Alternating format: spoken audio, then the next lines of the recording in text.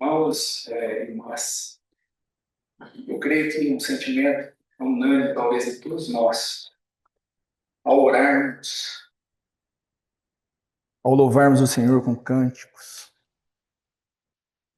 ao compartilharmos a palavra, de maneira, inclusive, que nós temos aqui liberdade, os irmãos de virem, né? Muitas vezes, mas há um sentimento em nós que nós não somos dignos de falar e tocar em coisas tão santas, que nós somos pecadores. Mas Ele é fiel e justo para nos perdoar os pecados. E por isso eu estou aqui falando algo, tocando em coisas santas, porque Ele me perdoou os pecados. E todos nós, né?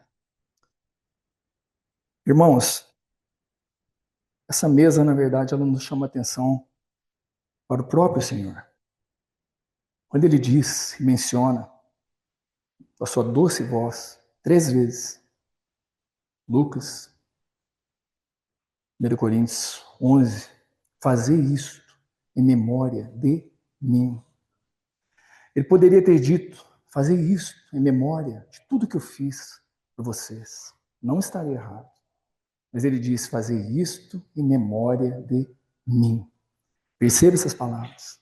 Tão focado, tão centrado, não é? Por quê?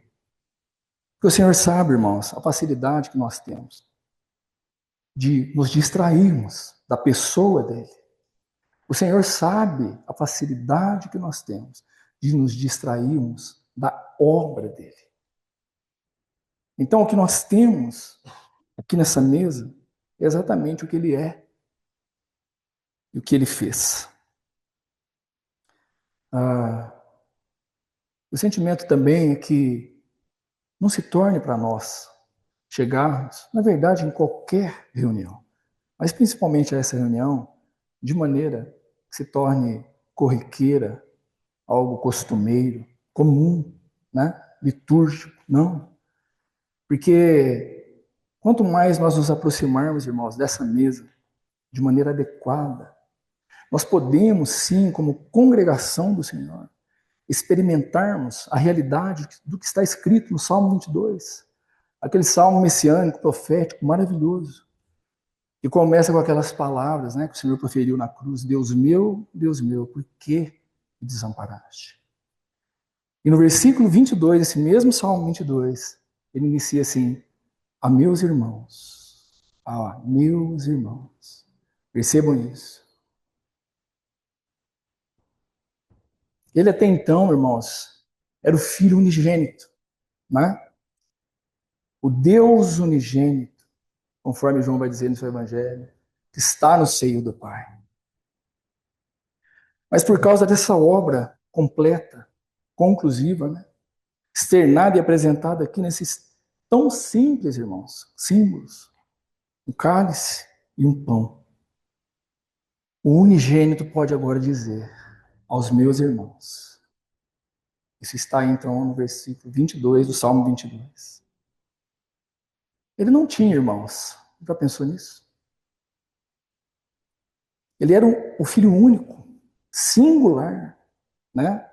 Gerado de Deus eternamente, não criado, numa comunhão plena com o seu pai. Podemos dizer, um pai exclusivo de um filho exclusivo. Né? Mas agora ele diz, aos meus irmãos, e prosseguindo o versículo, ele diz, declararei o teu nome. Era o nome que só o filho conhecia, irmãos.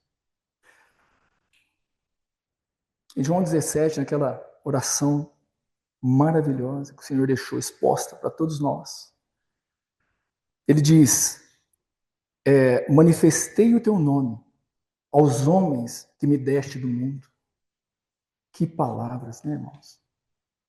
Ele ainda prossegue, dizendo, eram teus, tu nos confiaste, e eles têm o quê? Guardado a tua palavra. E mais à frente ele vai dizer, santifica-os, ele é o santo. E orando, rogando pelos seus irmãos, Ele diz: santifica-os na verdade. A tua palavra é a verdade. Então, irmãos, por um lado, quão solene é a mesa do Senhor. E por outro lado, que celebração nós temos a mesa do Senhor. E que combinação maravilhosa é essa. Solenidade com gozo, alegria, festa, celebração. Celebremos a festa, não com o fermento da maldade e da malícia, e sim com os asmos da sinceridade e da verdade. Irmãos, quem éramos nós? Nós éramos os da mentira, os da malícia. Mas agora nós podemos celebrar essa festa. Ele, o Santo, nos convida, né? Ele se faz anfitrião. Porque naquela noite, irmãos, o coração do Senhor estava tão angustiado que ele diz: a minha alma está profundamente angustiada. E angustiada até a morte. Aí ele diz: e que direi eu? Pai, salva-me dessa hora. Irmãos, olha só. E ele mesmo responde: Pai, glorifica o teu nome. E continuando no Salmo, no versículo 22, ele diz: a meus irmãos declararei o teu nome. Ele prossegue: cantar-te-ei louvores no meio da congregação. Então, quem está dizendo isso, irmãos, é o Filho. Ele está dizendo que ele estará no meio dos seus irmãos e louvando ao Pai por essa realidade que ele ganhou de Deus Pai. Eis aqui estou e os filhos que Deus me deu. Isso está em Isaías, também em Hebreus, né? Então, irmãos, com relação a isso, assim, agora eu gostaria de ler um texto com os irmãos que está em 1 Coríntios. Quem quiser abrir sua Bíblia. 1 Coríntios, capítulo 10. A partir do versículo 14. 1 Coríntios 10, 14, ele segue dizendo as seguintes palavras. 1 Coríntios 10, a partir do 14. Portanto, meus amados, fugi da idolatria. Falo como a criteriosos. Julgai vós mesmos o que digo.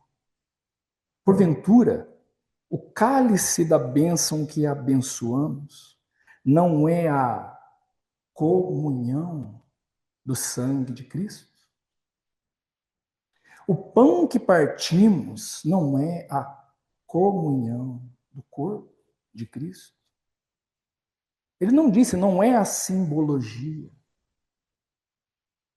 mas ele disse comunhão, não é a koinonia. Koinonia é ter parte em. E o que nos interessa aqui, irmãos, não é a palavra grega em si, mas a realidade espiritual do que isso significa.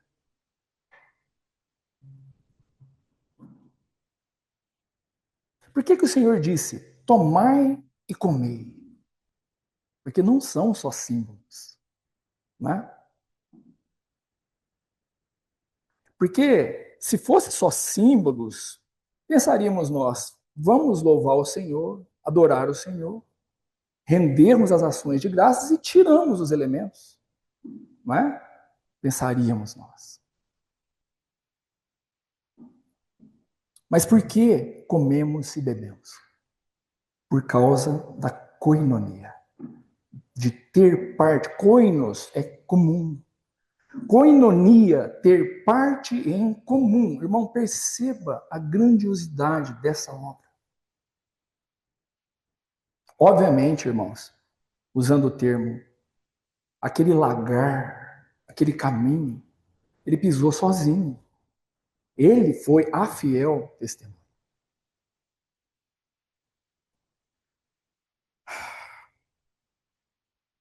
mas ele nos tornou participantes.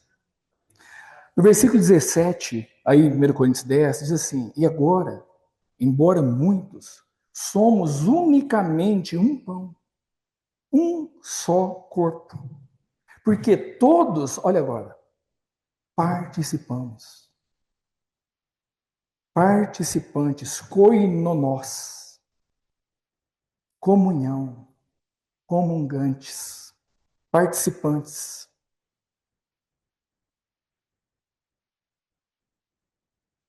Ainda, irmãos, mais um texto, em Efésios 5,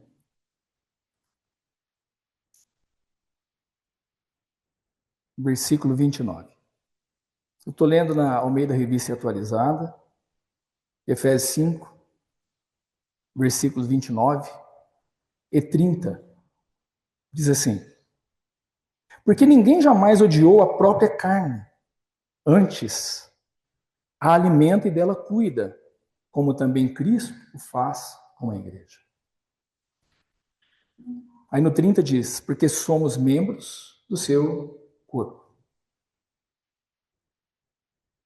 Talvez aqui tenham Bíblias Almeida Corrigida Fiel e também muitos manuscritos originais.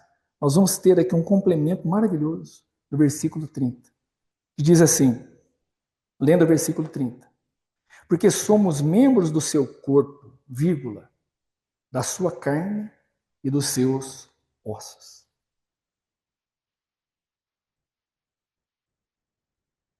O que nós temos, irmãos, é que agradecer ao Senhor por essa obra que nos incluiu, nos tornou participantes de tudo que Ele é e de tudo que Ele fez. Em 2 Coríntios 11, não precisa abrir, Paulo tem um receio muito grande em relação, e isso vale para todos nós, quando ele diz que ele tinha receio que se afastasse ou se apartasse de nós, ou dos coríntios, a simplicidade e pureza. A palavra simplicidade ali, ela é a ideia de termos apenas um foco, olhos com apenas um foco.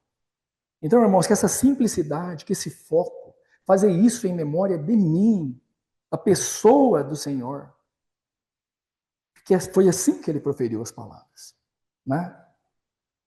Porque desde o princípio o Senhor deseja ser o centro, não só dessa reunião especial a qual ele nos convida, mas de todas os nossos reuniões, relacionamentos, pensamentos, ele deseja ser o centro. Porque ele sendo o centro, tudo mais, nós temos a convicção que está sendo governado por ele em nossas vidas. E para finalizar, você, não sei, talvez tenha aqui algum irmão, alguma irmã, algum convidado, enfim. Se você ainda não tem a convicção, a realidade do que está descrito em Romanos 10, que diz, eu vou ler aqui, Romanos 10, 9 diz assim, ó, se com a tua boca, muitos de nós sabemos de cor, se com a tua boca confessares Jesus como Senhor, percebe que qualquer um pode com a sua boca falar isso. Mas em seguida diz, em teu coração. Aí envolve o seu homem interior. Então, se com tua boca confessares Jesus como Senhor e em teu coração creres que Deus o ressuscitou entre os mortos, dentre os mortos, serás salvo. Então, irmão, se você tem essa convicção, se você confessou ou acabou de confessar Jesus como seu Senhor, como seu Salvador, e também você crê que Ele ressuscitou, você também se tornou um participante dessa obra e é convidado a beber o cálice, a comer o pão.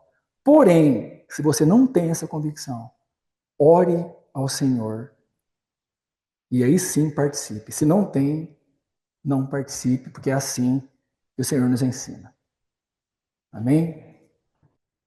Bom dia, irmãos.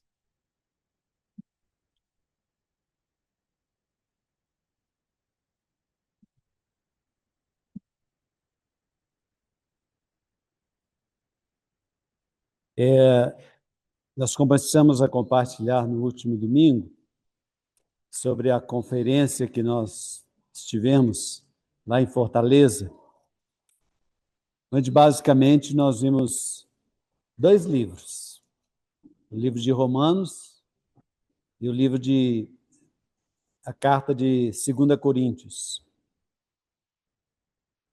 Vamos ter uma oração para a gente poder iniciar a nossa breve meditação. Senhor, nós te louvamos, nós te rendemos graças, porque o Senhor tem nos conduzido, o Senhor tem alegrado o nosso coração, o Senhor tem nos consolado.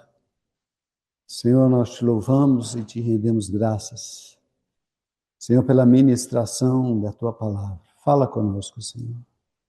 Fala conosco, Senhor. Nós carecemos do teu falar. O teu falar transmite a tua palavra, a tua pessoa para dentro de nós. Transmite o teu espírito para dentro de nós. Nos fortalece, nos encoraja, nos conforta.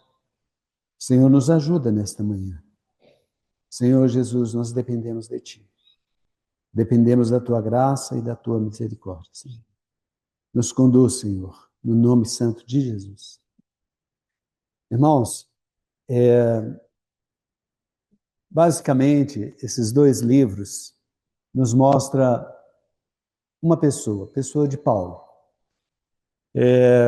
Principalmente o livro, a carta de 2 Coríntios.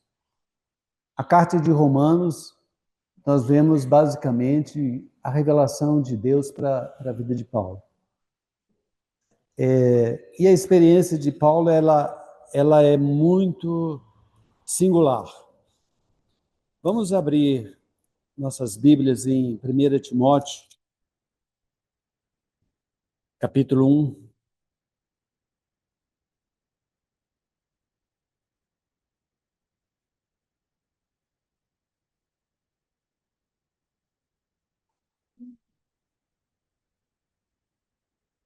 Versículo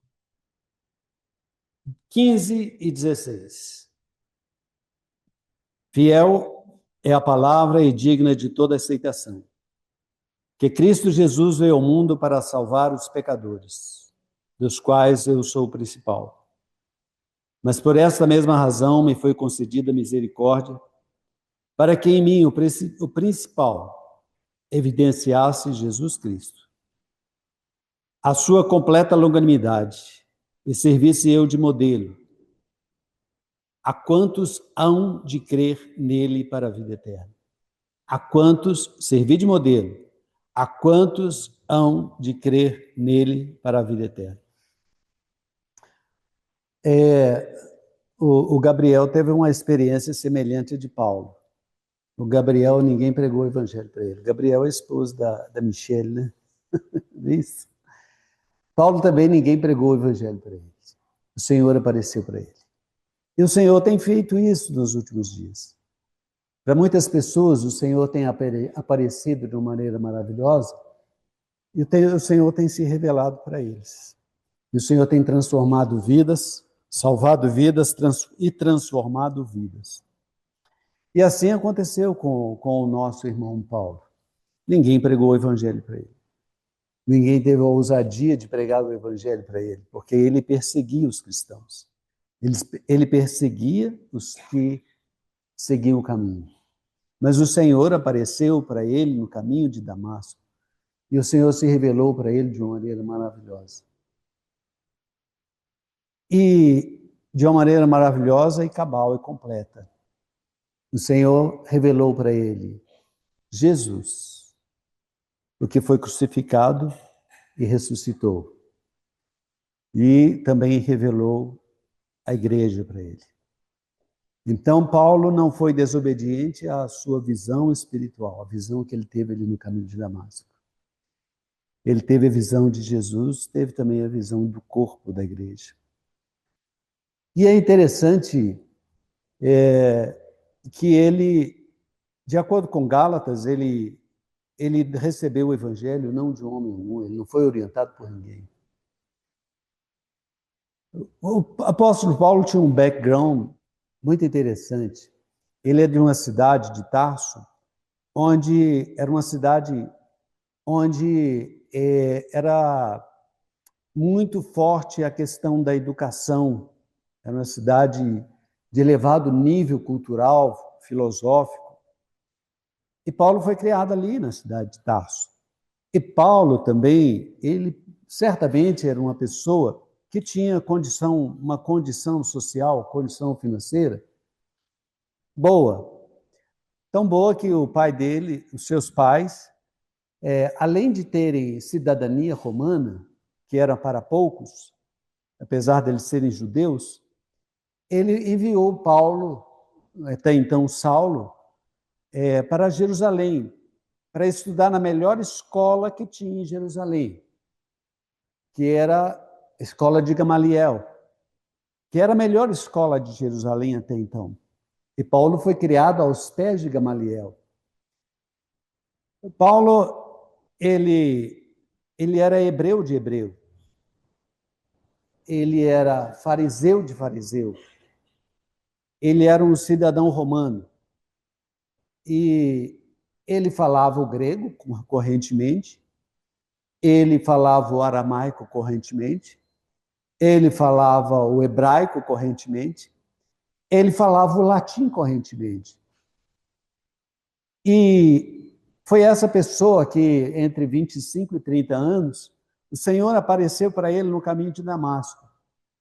Ele estava indo para prender, levar para Jerusalém, para ser julgado e muitas vezes condenado. E quando Estevão estava sendo apedrejado, ele era um dos que consentia com a morte de Eliseu. Ele era um judeu fanático, bem fundamentalista. E o Senhor apareceu para ele. Mas ele, pelo fato dele ser um fariseu, um homem educado aos pés de Gamaliel, ele conhecia profundamente as Escrituras. E certamente ele também era um dos que esperavam a consolação de Israel. Mas ele não via naquele Nazareno que foi crucificado de uma maneira humilhante por Roma, ou mesmo pelas autoridades de Israel. Ele não via naquele Nazareno a possibilidade dele ser o Messias que traria a consolação de Israel. Mas ele indo para o caminho de Damasco, com cartas para prender e trazer para Jerusalém, o Senhor apareceu para ele. Apareceu para ele de uma maneira maravilhosa. Apareceu como Cristo ressuscitado. Se ele é o Cristo ressuscitado, ele também é o Cristo que foi morto. Mas ele apareceu como Cristo ressuscitado.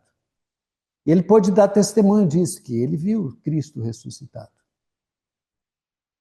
E aquele Cristo perguntou para ele: Paulo, Paulo, por que me persegues? Quem és tu, Senhor? Eu sou o Cristo. Então ele não estava perseguindo diretamente esse Jesus. Ele estava perseguindo um grupo de pessoas.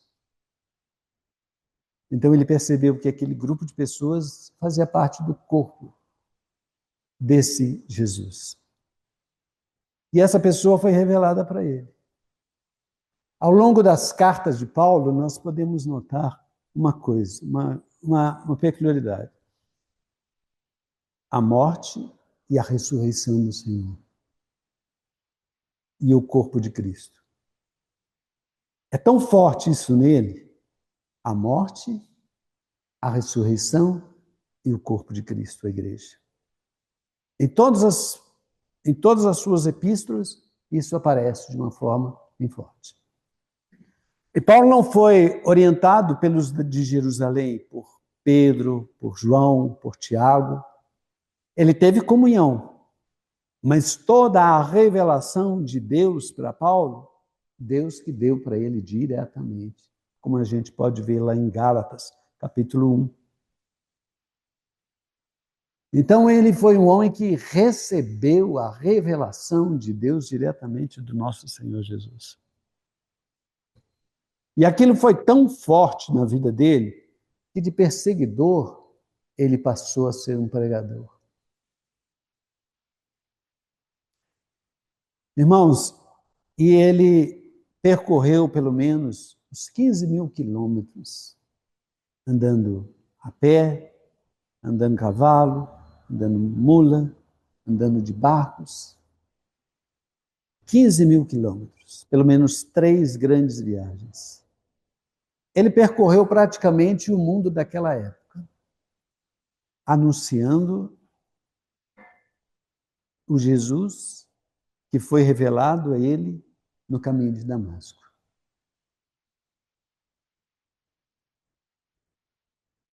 E, irmãos, a vida de Paulo não foi fácil. Ele anunciando Jesus, aquele Jesus de Nazaré. Ele já teve problema com os judeus.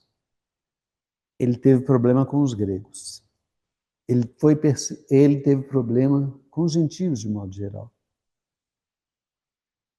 E ele passou por muitos perigos, por muitas dificuldades com relação à sua pregação. Mas ele não foi desobediente à sua visão que ele ganhou ali na estrada de Damasco. E ele se transformou no modelo para nós, no modelo para todos nós. É um modelo muito forte, irmãos, muito forte. Ele teve a ousadia de falar, como diz aqui em 1 Timóteo, capítulo, no versículo 16, me foi concedida misericórdia para que em mim o principal evidenciasse Jesus Cristo, a sua completa longanimidade, e servisse eu de modelo. Então ele teve a ousadia de falar que ele era um modelo. Irmãos, muitas vezes nós temos uma fraqueza de olhar alguns irmãos para nós como modelo, irmãos que não são irmãos positivos, pelo menos na minha experiência. Irmãos que às vezes foram fortes para nós durante algum tempo e aqueles irmãos caíram. E isso, de certa forma, frustra um pouco, nos frustra um pouco. Mas Paulo é o nosso modelo de acordo com a Bíblia. E a Bíblia fala que Paulo é uma pessoa que ela foi regenerado, foi justificado, regenerado, reconciliado. E ele passou por um período de transformação. O nosso irmão falou que esse processo de transformação foi como se fosse uma forja. Ele foi forjado, ele foi transformado. Esse é o modelo de Deus que Deus nos dá. Paulo, de um perseguidor para um modelo para ser visto, estudado, seguido, estabelecido como alvo para nós. Paulo foi uma pessoa que foi transformada pelo nosso Senhor Jesus. A cruz para ele a cruz e a ressurreição não era uma questão de retórica, de discurso, mas era uma experiência, era a sua experiência diária. A cruz de nosso Senhor Jesus e a sua ressurreição. A vida de Deus ministrada para dentro dele, a vida de ressurreição. Isso era uma realidade para ele. Ele foi um irmão que foi forjado, foi transformado, foi conformado à imagem de Cristo. Ele fala isso lá em Romanos, capítulo 8, versículo 29, até que sejamos conformados à imagem de Cristo, à imagem de seu Filho. Ele fala isso lá em 2 Coríntios, capítulo 3, versículo 18, versículo que o nosso irmão Rogério gosta muito, que nós somos como espelho, que contemplamos a Cristo. E à medida que contemplamos a Cristo, nós somos transformados de glória em glória até a sua imagem. Deus quer transformar a cada um de nós, sem exceção, para que nós sejamos conformes à imagem do Filho de Deus, a imagem do nosso irmão mais velho. Esse é o propósito de Deus para as nossas vidas. Deus quer nos transformar. Muitas vezes nós achamos que é um processo difícil, complicado, e muitas vezes nós não temos muita esperança nele. Mas esse é o propósito de Deus. A nossa transformação. E o modelo é Paulo. E Paulo, nós precisamos de estudar Paulo. E Paulo, Deus nos deu a graça, irmãos, de conhecer Paulo. Conhecendo Paulo, nós conheceremos Cristo. Nós falamos muito em vida do Espírito, de andar no Espírito, de falar no Espírito, de viver no Espírito. Mas muitas vezes nós somos como aquele que fala sem saber o que está falando. Nós não temos conhecimento dessas coisas. Falamos de coisas que nós não temos conhecimento. Mas Deus nos deu esse modelo. E se nós queremos conhecer um pouco sobre o que é vida no Espírito, vida de pessoas que levaram a carne à cruz, tiveram a experiência de cruz e tiveram uma experiência de um homem que experimentou a nova vida em Cristo, a vida de ressurreição. Deus nos proveu 2 livros, pelo menos 2 livros. O livro de Filipenses, que é uma carta bastante pessoal de Paulo. Paulo se expõe nessa carta, mas mais 2 Coríntios. 2 Coríntios é uma carta bastante pessoal. Paulo se expõe as suas entranhas, expõe todo o seu ser. Paulo é o nosso modelo. Precisamos estudar essas 2 cartas. Nosso irmão Wilson gosta muito de Filipenses. Acredito que ele tem visto muito exemplo de Paulo como modelo nessa carta. E 2 Coríntios, ele se expõe de uma maneira maravilhosa. Maravilhosa. 2 Coríntios é uma carta que fala de muito sofrimento, mas fala de muita consolação. Fala de muito sofrimento, mas fala também do fortalecimento. Vamos começar a ler. Eu vou tentar. Já são 11h20. Eu nem comecei. Bom, então eu vou ficar, irmãos, só em 2. Eu vou citar 2 ou 3 características dessa forja de Deus na vida de Paulo, da qual também nós precisamos nos sujeitar a essa forja de Deus. Vamos abrir a nossa Bíblia em 2 Coríntios. 2 Coríntios, capítulo 1, versículo 3.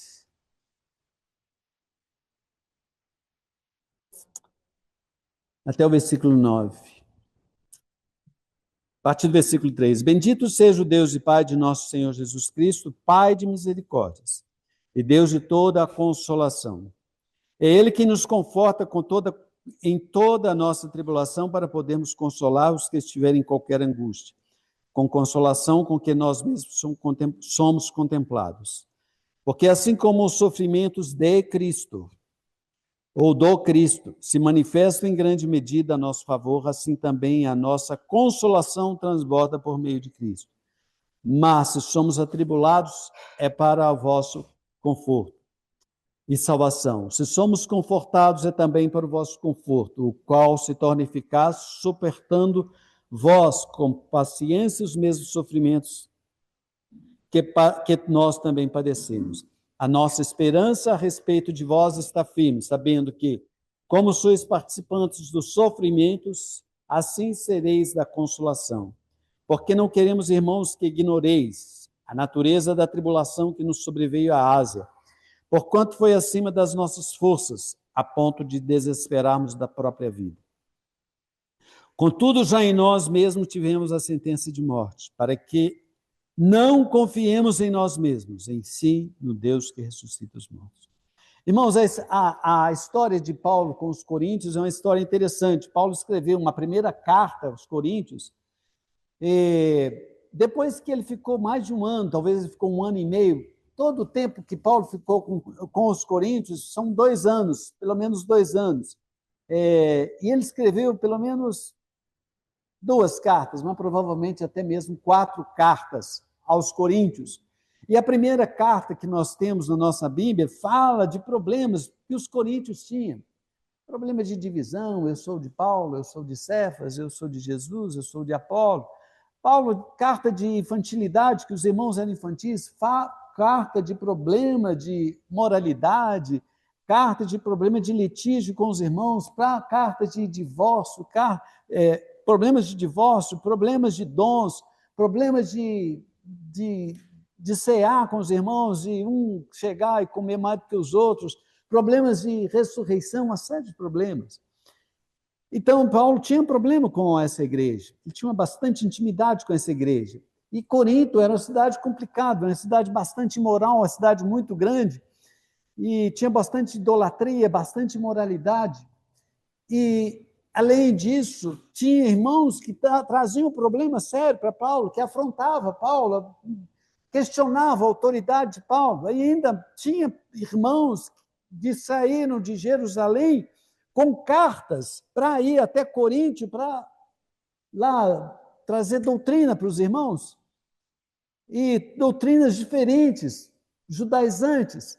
Então, essa carta Corinto tinha muito problema. E Paulo, às vezes, tinha que tratar duramente com os irmãos ali em Corinto. E com esse trato trazia muito problema de mágoa, de ressentimento, de atrito. E essa segunda carta, Paulo faz uma defesa do seu ministério. Ele apresenta o seu ministério e apresenta também como ministro de Deus. Então, essa carta fala sobre o ministério e o ministro. Na primeira carta, nós vimos muita questão dos dons, que todos nós temos dons para a edificação da igreja. Nessa segunda carta, ele vai mais fundo, ele fala de ministros. Ele era o ministro, mas não é somente ele que é ministro, todos nós somos ministros. Todos nós somos ministros. E ele ministrava Cristo. Cristo era o produto que Paulo ministrava.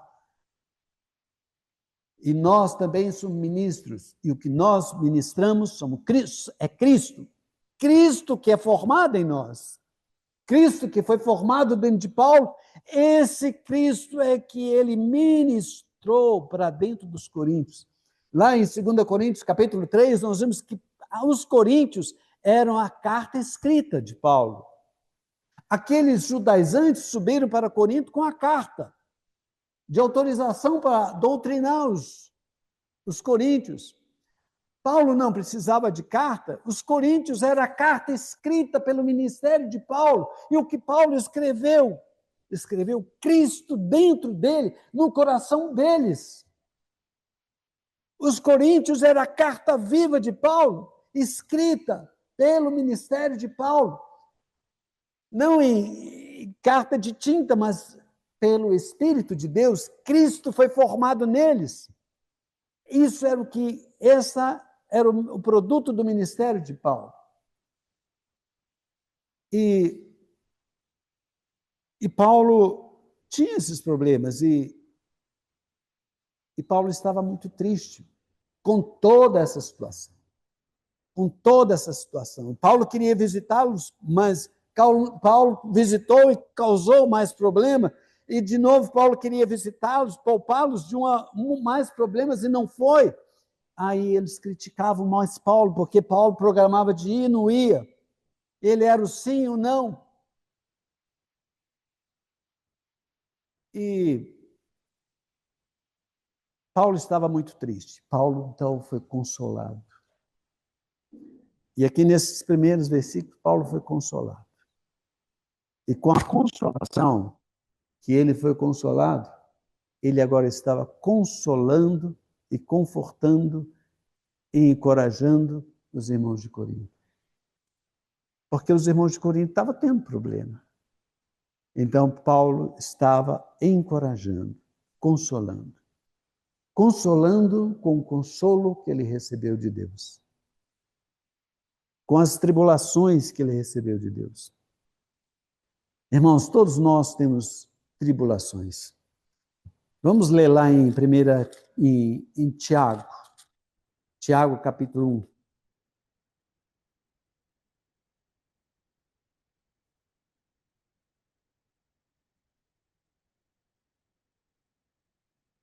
Tiago, capítulo 1. A partir do versículo 2. Meus irmãos, tende por motivo de toda alegria o passardes por várias provações. Paulo estava passando por muitas provações. Sabendo que a provação da vossa fé, uma vez confirmada, produz perseverança.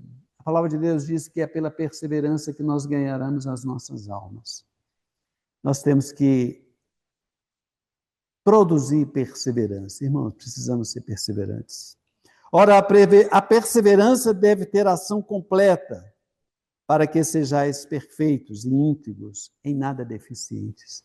Irmãos, Deus tem um propósito para conosco. Você passa por provação, essa provação é de Deus.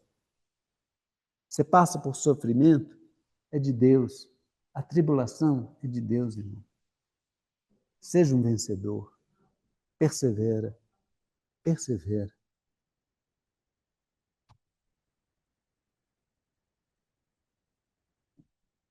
A perseverança deve ter ação completa para que sejais perfeitos. Esse é o propósito de Deus. Para que sejais perfeitos, íntegros, em nada deficientes. Então, Paulo foi essa pessoa que foi trabalhada, aperfeiçoada, íntegra, em nada deficiente. Deus quer fazer isso em nós. Deus nos deixa na tribulação para que sejamos trabalhados. Irmãos, a queda trouxe um prejuízo tremendo para as nossas almas. Então, nós precisamos ser corrigidos, ser disciplinados, para sermos conformes à imagem do nosso irmão mais velho. Paulo foi, então Deus o consolava na sua tribulação. Ele tinha tribulação, mas ele tinha o Deus de toda consolação. E com essa consolação que ele recebia de Deus, ele podia consolar agora os coríntios. Então, com o encorajamento que ele recebeu de Deus, agora ele pode encorajar os nossos irmãos. Irmãos, nós precisamos desse ministério. Ministério do Deus de toda consolação. Nós precisamos, irmãos. O mundo nos sufoca. O mundo quer destruir a nossa fé. Muitas vezes a nossa fé é frágil, irmãos. A nossa fé é comparada a um grão de mostarda. Às vezes a nossa fé é pequena. Nós precisamos uns dos outros para sermos encorajados, para sermos consolados, para sermos ajudados, para termos a nossa fé fortalecida. Precisamos uns dos outros. Cada um de nós é ministro de Cristo. Como ministro de Cristo, nós precisamos ministrar aos nossos irmãos consolação, encorajamento, fortalecimento, ânimo para prosseguir. A cada domingo nós nos reunimos. Precisamos, irmãos, do seu ministério. Irmãos, desperta esse ministro, essa ministra que há dentro de você, para encorajar, para fortalecer os seus irmãos. Amém? Vamos lá no versículo 9. Versículo 8. Porque não queremos, irmãos, que ignoreis a natureza da tribulação que nos sobreveio na Ásia, porquanto foi acima das nossas forças, a ponto de desesperarmos da própria vida. Contudo, já em nós mesmos tivemos a sentença de morte, para que não confiemos em nós, e sim no Deus que ressuscita os mortos. Irmãos, muitas vezes, Paulo tinha essa experiência, desesperar da própria vida. E se nós lermos essa carta, nós vamos ver os perigos que eles passaram. Perigos nas estradas, perigos nos mares, perigo entre os gentios, perigo entre os falsos irmãos. Todo tipo de perigo. Já deram-no como morto. E ele se levantou. Ele desistiu da própria vida. Tivemos a sentença de morte. Ou sobre nós tem essa sentença de morte? A experiência da cruz de Cristo. Para que não confiemos em nós mesmos. Irmãos,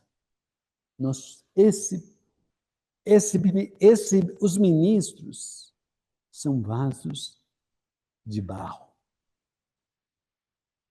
Não é vaso de alabastro. Precioso vaso de alabastro. É vaso de barro. Não é vaso de prata. Não é vaso de ouro. É vaso de barro. Delicado. Frágil. De barro. E o Senhor quebra esse vaso. Quebra esse vaso. Não podemos confiar nesse vaso de barro. Esse vaso somos nós mesmos. Não é confiável, irmãos. Paulo não confiava, mas ele não desfalecia, não desanimava. Ele estava encorajado pelo Deus de todo encorajamento. Para que ele não confiava em si mesmo. Irmãos, não dá para a gente confiar em nós mesmos. É como o nosso irmão hoje falou. A visão, a percepção que Deus nos deu é grande demais. Quem é suficiente para essas coisas? Quem é suficiente? Vamos abrir lá em capítulo 12 de Coríntios.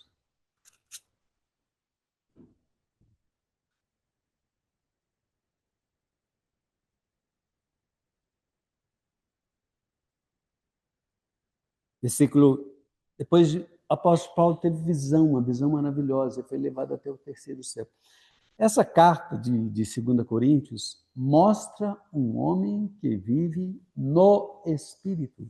Se você quer saber como um homem vive no Espírito, leia essa carta. Lá no capítulo 2 vai falar sobre a consciência. Consciência, irmãos, é aquele lugar onde nós fomos regenerados, onde o sangue de Jesus foi aplicado, o Espírito foi aplicado. Consciência faz parte do nosso espírito. Consciência é aquele lugar que nos ajuda a sermos conduzidos na nossa vida. Nós falamos que Deus é santo. A nossa consciência também nos mostra quanto Deus é santo. Ela nos fala sobre a ética e a moral. Nós temos a intuição, a revelação de Deus. E nós temos o amor de Deus, a comunhão, a koinonia. Então, irmãos, nós precisamos ter essa vida no Espírito, de revelação, de comunhão com Deus na intuição, na santidade e na comunhão do amor de Deus. Diz assim, ele foi levado em êxtase, a comunhão dele foi tão íntima, tão forte com Deus, que ele não sabe se foi no corpo ou fora do corpo, mas ele foi levado em êxtase até o terceiro céu, e ele viu coisas que o homem não é digno de ouvir.